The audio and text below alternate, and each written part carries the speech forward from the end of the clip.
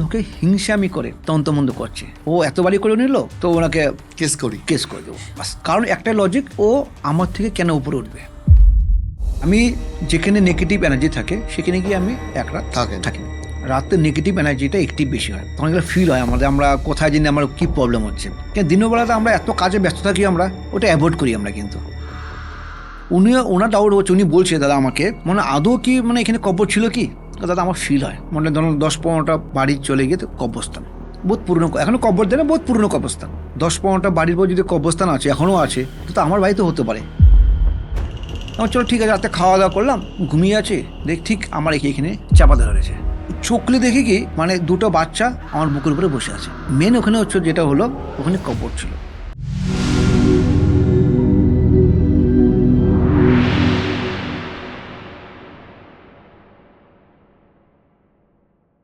এরপর একটা আসি যে এই যে আপনি বলছিলেন যে ছেলে মেয়ে কথা শুনছে না, তো এই পড়াশোনায় অবাধ্যতা, তো এইগুলো তো আপনার কাছে নিশ্চয়ই অনেক ক্লায়েন্ট এসছে, এইগুলো প্রশ্নও এসছে যে আমার ছেলে মেয়ে সামনে পরীক্ষা, পড়াশোনা করছে না ঠিক করে।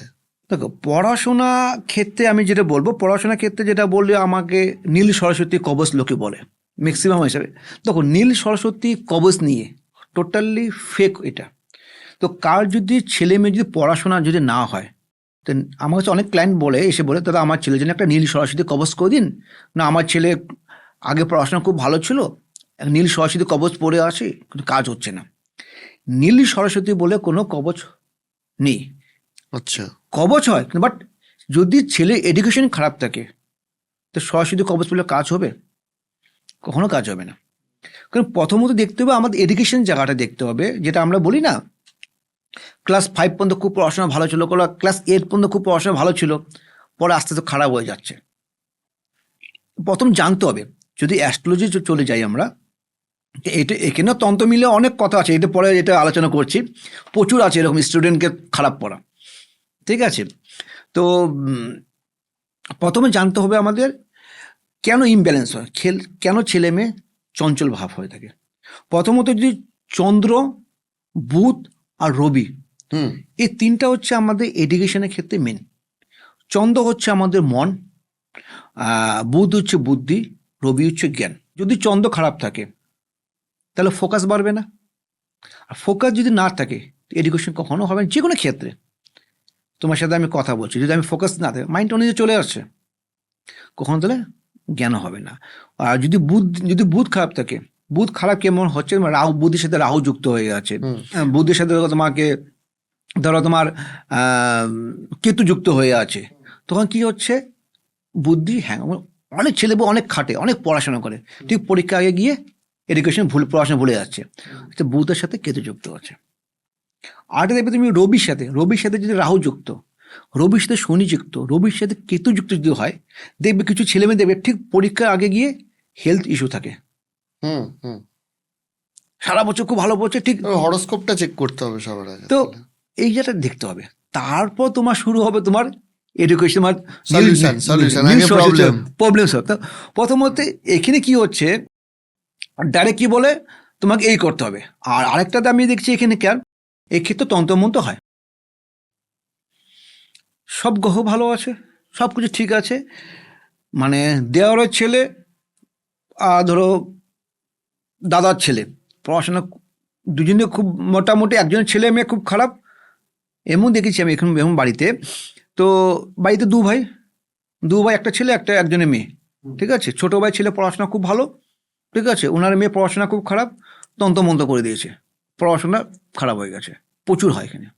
একান্তীয় আর একাত্মীয়কে করেছে, এটা নিজের ভাই করেছে। আচ্ছা, আরেকটা কথা বলুন যে এটা তো গেল একটা তন্ত্রের পাঠ, আর একটা হচ্ছে যে এরপরে যে সব থেকে বেশি কোয়ারিগুলো আসছে সেটা হচ্ছে যে ধরুন নতুন ফ্ল্যাট বা বাড়িতে গেছে, যেটা আপনি বলছিলেন ইনফ্যাক্ট একজন ক্লায়েন্টের ক্ষেত্রে হয়েছে, ওই ফ্ল্যাট বা বাড়িতে যাওয়ার পর থেকে তার জীবনে সমস্যা শুরু। তো এইরকম কিছু প্রবলেম কি আপনি রিসেন্টলি দেখেছেন, বা যদি কিছু এক্সাম্পল দেন যে কেন হয়েছে, কি ঘটনা ঘটেছে? প্রথমত আমাকে তুমি যেটা বললে খুব ভালো কোশ্চেন করলে, খুব প্রচুর হয়, মানে আমাদের আগে যখন আমি রেন্টে ছিলাম খুব ভালো ছিলাম, আবার অন্য ফ্ল্যাটে ছিলাম যখন আমার ফ্যামিলি বেড়ে গেছে বলে আমি নতুন ফ্ল্যাট নিয়েছি, এর ফ্ল্যাটে আসার পর আমার নেগেটিভ এনার্জি কাজ করে, অথবা নতুন বাড়ি বানিয়েছি সেখানে নেগেটিভ এনার্জি কাজ করে। তো দেখো, প্রথমত বাস্তুতে তো একটা ল্যান্ডের উপরে যখন তোমার 10টা ফ্লোর, 10টা ইসে আছে, ফ্ল্যাট আছে, তো পার্টিকুলার একটা ব্যক্তির উপরে কেন খারাপ হবে? যদি ল্যান্ড যদি খারাপ হয় তা পুরো লোকের সবার খারাপ সবার হবে। খারাপ হবে। তো 9জন বা 8জন ব্যক্তি খুব ভালো, 2জন ব্যক্তি কেন খারাপ হচ্ছে? তখনই হতে হবে লোকে হিংসামি করে তন্তমন্দ করছে, ও এত বাড়ি করে নিল তো ওনাকে কেস করি। কেস করে দেবো, বাস তন্তমন্দির করে দিল। কিন্তু কি করবে, তোমাকে আমি কিছু ফটো দেখাবো, তোমাদের এই আশেপাশের ঘটনা, শ্রীরামপুরে আশেপাশের ঘটনা আছে, এরকম অনেক ক্লায়েন্ট আছে আমার। নিজের বোন, নিজের দিদি, ঠিক আছে, মানে বোনের উপর তন্তমন্ত করেছে। বোনের মেয়ে খুব খুব ভালো মেয়ে, সব দিকে নাচে গানে পড়াশোনা কোথায় ত্রুটি নেই, কমতি নেই। সে মেয়েকে ডিপ্রেশন চলে গেছে, অলরেডি মেডিসিন খাচ্ছে। আর হাজবেন্ডকে, বোনের বোরকে একদম বিছনায় ফেলে দিয়েছে। কারণ একটা লজিক, ও আমার থেকে কেন উপরে উঠবে, আমি উপর থাকবো, আমার তলে বোন থাকবে, আমার উপরে কেউ উঠতে পারবে না। তো এইসবেও হয়, তন্ত্রমধ্যে হয় বাস্তুতে। এক নেগেটিভ, উনি আমাকে কোয়েশ্চেন করে বলছে, দাদা তো আমি ভাবছি এই ফ্ল্যাটে এত তন্ত্রমন্ত্র প্রবলেম হচ্ছে, আমি অন্য কোথাও চলে যাই, ভালো লাগছে না। কারণ আমার হাজব্যান্ড যেহেতু শরীর খারাপ হয়ে যাচ্ছে, বারবার করছি, এই রিসেন্ট ওনার বলছো হঠাৎ করে সিরিয়াস হয়ে গেছে, তো হসপিটালে নিয়ে গেছি, করছি 4 দিন রাখলাম, 2 লাখ টাকা উপরে খরচা করেছি। ডাক্তার বলে কোনো প্রবলেম নেই, বাট উনি কিন্তু কোনো শ্বাস নিতে পারছেন না। তো ডাক্তার চেঞ্জ করে যাচ্ছে, কিচ্ছু হচ্ছে না, তন্ত্রমন্ত্রে কাজ করছে। প্রথমত তন্ত্র করতে গেলে প্রথম নিজের লোক ছাড়া তন্ত্র, আমি আগে বলেছিলাম। হুম। কিন্তু প্রথমত তন্ত্র এমন একটা জিনিস, প্রথমত মা বাবার নাম লাগবে। অমুকের ছেলে অমুক, অমুকের মেয়ে অমুক সাথে শারীরিক প্রবলেম হবে, বা অথবা বিচ্ছেদ করবে। তো এই যে নামগুলো কে জানবে? নিয়ারেস্ট লোকই জানবে না। নিয়ারেস্ট মানে নিজের লোক ছাড়া হবে না। তো এইভাবে তন্ত্র চলছে। আর বিশেষ করে আমি একটা হিস্টোরি বলি তোমাকে, একটা মজার হিস্টোরি বলি একটা। দেখো, প্রথমত বাস্তুতে কিছু প্রবলেম যেটা বলছিলাম, একটা ঘটনা রিসেন্ট মধ্যগ্রামে ঘটনা বলে। আর আমি যেখানে নেগেটিভ এনার্জি থাকে সেখানে গিয়ে আমি এক রাত থাকেন। থাকি না। এটা আমার সব জায়গায়, সব পডকাস্টে আমি অনেক বলেছি। কারণ হচ্ছে হলো, আমাকে ওনাকে ফিল করতে হবে। উনি আমার সব জায়গায় বলে, দাদা আমি হোটেলে থাকবো না।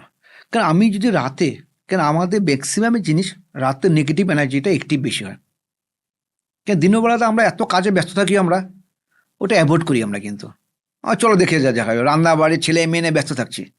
যখন রাত্রে যখন একান্ত থাকবো আমরা, তখন একটা ফিল হয় আমাদের, আমরা কোথায় জানি আমার কী প্রবলেম হচ্ছে।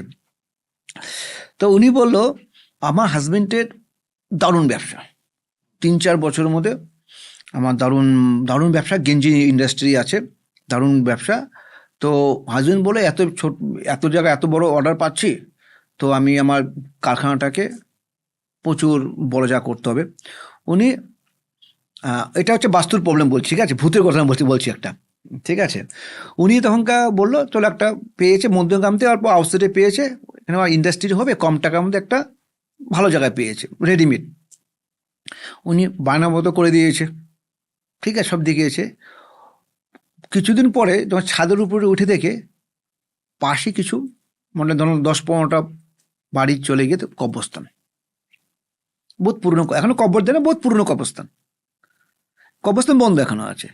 মনে ওনার ডাউট হচ্ছে, উনি বলছে দাদা আমাকে, মানে আদৌ কি, মানে এখানে কবর ছিল কি?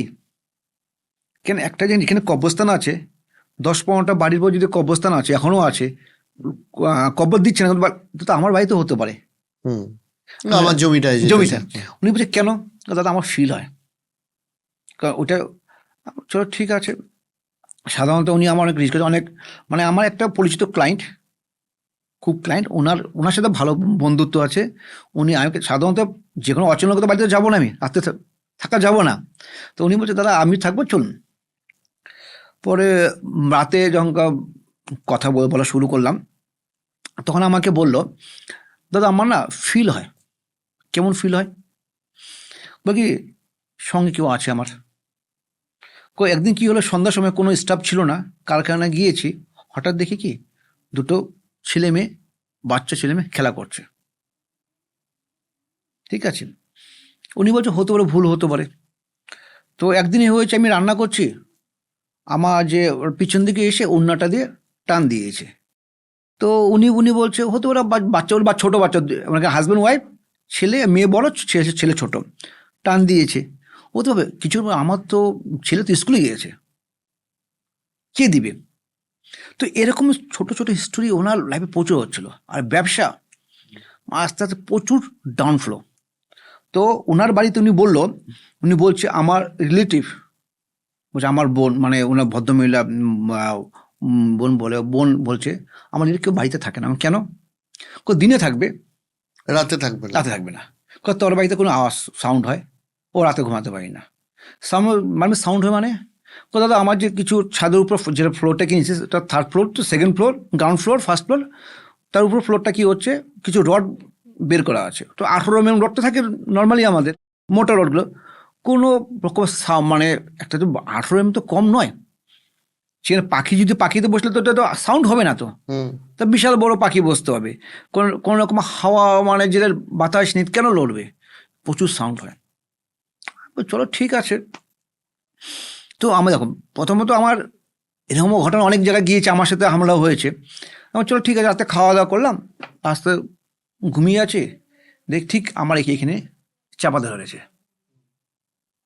আমার ফিল হচ্ছে আমাকে কেউ ঘুমিয়েছে, কিন্তু ঘুমিয়ে আছে ও, আমাকে এখানে ফিল হচ্ছে এখানে আমাকে গলার মধ্যে ধরে রেখেছে। তো চোখলে দেখি কি মানে দুটো বাচ্চা আমার বুকের উপরে বসে আছে, মানে ছোট ছোট বাচ্চা। তো যেন সকাল হলো, সারাতে ঘুম নেই, সারা ঘুম নেই, ভয়ে ঘুম নেই, কেন কি হচ্ছে এটাকে। তখন আমাদের যে রকম জব করা শুরু হলো, বাস্তুর উপর সব শুরু হলো। তারপর পরদিন সকাল হলো, বলি আমাকে ভদ্রমহিলা বললো দাদা কিছু কি বুঝতে পারলেন কালকে কি হলো? আমি বললাম এই ঘটনা। দাদা এই ঘটনা আমার রোজই হয় আমাদের কাছে। ওকে।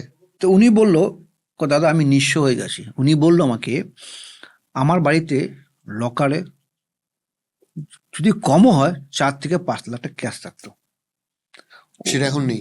উনি বলছে আমার লকারে এখন 10 টাকা পড়ে আছে। কিন্তু আমি 6 মাসের মধ্যে মানে জিরো লেভেল থেকে স্টার্ট করে জিরোতে হিরো হয়ে গেছিলাম। মানে মধ্যমগ্রামে আমাকে ওই গেঞ্জি ইন্ডাস্ট্রি বলে লোক সবাই চিনে আমাকে। এখন হিরোর থেকে 6 মাসে আমি একদম জিরো হয়ে গেছে। জিরো না, উনি বলছে -0। আমার এত টাকা ব্যাংক লোন হয়ে গেছে, আমি এই বাড়ি বিক্রি করতে পারছি না। উনি বলছে চল ব্যবসা খারাপ, লস হতেও পারে, আমার যা দেওয়া আছে আমি ভাবছি এই বাড়িটা বিক্রি করে দিয়ে আমি ব্যাংকের লোন মিটিয়ে দিয়ে আমি আবার ওই ব্যবসা করব। উনি বলছে দাও 6 মাস জিরো হয়ে গেছি, বাড়ি বিক্রি করতে পারছি না। তো মেন ওখানে হচ্ছে যেটা হলো, ওখানে যেটা হচ্ছে কবরস্থান থেকে ওখানে কবর ছিল। আর ওই জায়গাটা হচ্ছে হলো মানে যে মালিক ছিল আগে, ও মালিক এই প্রবলেমে ছিল। উনি পরে খবর পেয়েছে মালিক এই প্রবলেম জন্য আমাকে বিক্রি করেছিল। তো ওই ল্যান্ডটা হচ্ছে কিছু ল্যান্ড খারাপ হয়, এটা হচ্ছে কোনো তন্ত্র নয়, এটা হচ্ছে ল্যান্ডের সমস্যা। কেন কিছু ল্যান্ডও এরকম অনেক, তুমি দোকান দেখবে মেন টাউনের মধ্যে দোকান, একটা দোকান খুব চলে না, যে দোকানটা খালি ব্যবসা লস হয়ে যায়। অনেক দেখেছি আমি, একদম মেন সেন্টার দোকান, যে দোকান নিচ্ছে ওই দোকান চলে না, ওখানে ভাড়াই হয় না, 6 মাস 1 বছর করবে উঠে যাবে। ভালো ভালো ব্র্যান্ডের দোকান দেখেছি আমি। তো ওইসব ক্ষেত্রে কি হয়, ওই ল্যান্ডটা পার্টিকুলার ল্যান্ডটা খারাপ সমস্যা ছিল। তো এটা হচ্ছে ল্যান্ডের সমস্যা। আর যেটা হচ্ছে আমাদের তন্ত্রমন্ত্র যেটা করা হয়, কেউ যখন কারো তন্ত্র করেছে বাস্তুর উপরে, তো বাস্তবে যখন তন্ত্রমন্ত্র করা হয় তখন কি কি আমাদের সমস্যা ফেস করতে হয়। প্রথমত আমাদের গায়ে র্যাশ আসবে লাল লাল করে, ঠিক আছে, মানে যে যার উপর হচ্ছে ফ্যামিলির উপরে। তারপর হচ্ছে হলো আঁচড়ো দাগ হবে, তারপর হচ্ছে হলো অলস্য হবে, লেজিনেস হবে, করছি থাকছি, তারপর দিন দিন শুকিয়ে যাবে, তারপরে খাওয়া দাওয়া টাইমলি করবে না, চান করবে না, ডিপ্রেশনে ভুগবে, ঠিক আছে। আর হচ্ছে হলো সবসময় দেখবে একটা চিচ্চিরাপন, লোকের সাথে বলছো একটা উত্তর দেবে একটা, তখন ভাববে বাড়িতে বা কার উপরে তন্ত্রমন্ত্র করা হয়েছে। আর এইসব যে কাজ থাকে অবশ্যই ভালো তান্ত্রিকের সাথে গিয়ে যোগাযোগ না করলে সমস্যা ফেস করতে হবে। আর তান্ত্রিকের যদি কথা বলি, তো আমাকে প্রায় আমার যারা ক্লায়েন্ট আসে বলে, দাদা আমি অনেক পুজো করেছিলাম, অনেক হোম করেছিলাম, কাজ কেন হয় না? সবাই একই কোশ্চেন করে, দাদা বশীকরণ কাজ হয়, তন্ত্র কি কাজ হয়?